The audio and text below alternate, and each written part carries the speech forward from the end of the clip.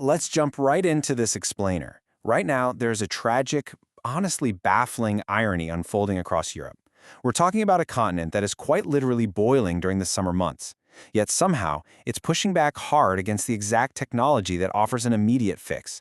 So why on earth is one of the most highly developed regions on the planet fiercely resisting the air conditioner?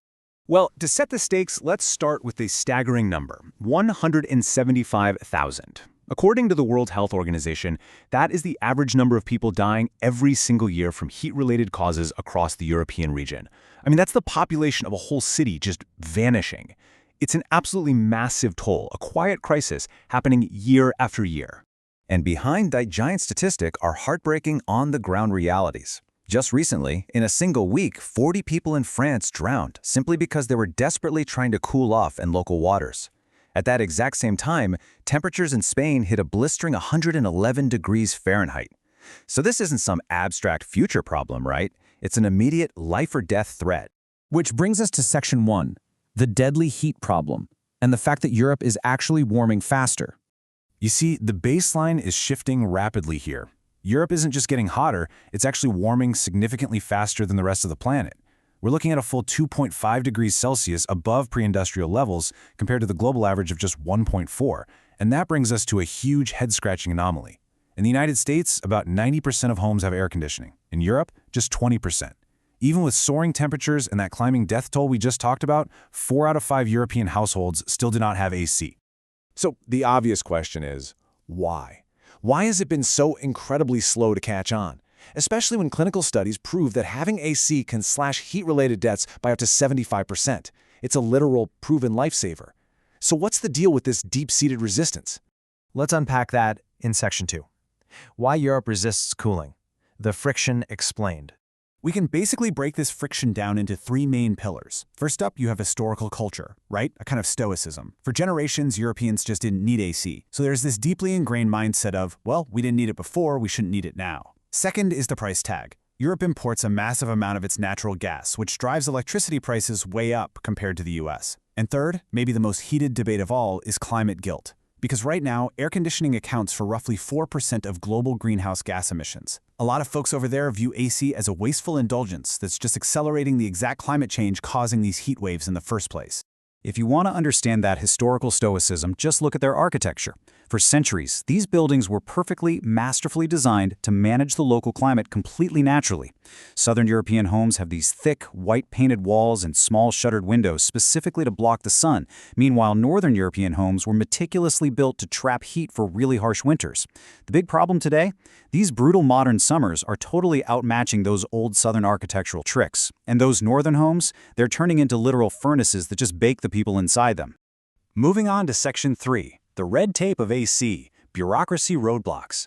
Even if you cave in and decide you want AC, the financial wall is huge. Actually, roughly 38% of Europeans already say they simply cannot afford to cool their homes because electricity is just too expensive. But wait, for those who can actually afford the power bill, the local laws can be completely paralyzing. Take this wild, honestly gripping story of Luca Fanaro from Paris. He's 32, uses a wheelchair, and breathes with a ventilator because of a rare genetic illness. Obviously, he desperately needed cooling during a recent heat wave, but his neighbors actually blocked his request because they claimed the outdoor unit would be, quote, too loud. His family has literally spent thousands of euros on a 2-year legal battle just to get permission to cool his room. It's crazy, but it perfectly encapsulates the friction on the ground right now. And hey, it is not just picky neighbors. Strict municipal laws in cities like Paris and Geneva actually ban outdoor AC units if they quote-unquote detract from historic facades. In a lot of cases, you need unanimous consent from every single resident in your building, plus approval from local authorities, just to make sure you aren't ruining the architectural vibe. They are literally prioritizing the aesthetic of the city over keeping citizens safe from the heat. But things are changing. Section 4, a sudden cooling boom. Surging demand. Because, let's face it, human endurance has its absolute limits. The reality of these lethal temperatures is finally forcing a massive shift in behavior, slicing right through all that culture and those endless miles of red tape. Just look at Italy's timeline to see how fast things flip when survival is on the line. Back in 2003, a devastating heat wave killed thousands across the continent. At that time, only about 15% of Italian households had AC. Fast forward to 2024, that number has skyrocketed to 56%. Today, Italy alone gobbles up a full one-third of the entire European Union's AC electricity. We're seeing this frantic demand spreading like wildfire across the continent. Take this quote from an 81-year-old Parisian woman, Gulnaz Davarpana. She told reporters she went to several different stores trying to buy an AC unit just to survive the summer heat, and they were all totally sold out. She literally had to take refuge in her car during the day just to run the air conditioning. It's a similar story in the UK, where 4 million homes now have AC. That's twice as many as just 3 years ago. The tipping point is definitely here. Which introduces a whole new problem. Section 5. The looming cold crunch, a macro energy crisis. You see, solving this heat crisis with a sudden, massive, totally unchecked wave of AC adoption threatens to trigger a really devastating global energy crisis. To grasp the stakes here, we have to look at some warnings from the International Energy Agency. They are sounding the alarm on a massive blind spot in our energy policy. They're calling it an impending cold crunch, and it could easily overwhelm our current power grids if we aren't extremely careful. To put this into perspective, notice the massive chunk of global energy dedicated just to space cooling. It already eats up nearly 20%, a full fifth, of the total electricity used in buildings worldwide today. That is a massive, massive drain on our power grids. And remember, that is before Europe even fully adopts the technology. But here is the projection that really sits at the core of this whole dilemma. If left unchecked, the global energy demand from air conditioners is on track to more than triple by 2050. Let me give you a sense of scale. That extra demand alone would equal the entire electricity demand of China today. Let that sink in. The environmental and infrastructural stakes of getting this wrong are absolutely staggering.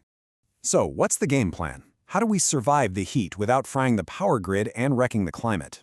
Well, the IEA laid out a multi-step solution. First, they say we absolutely must enforce strict minimum energy performance standards to stop the sale of those cheap, super inefficient AC units right now.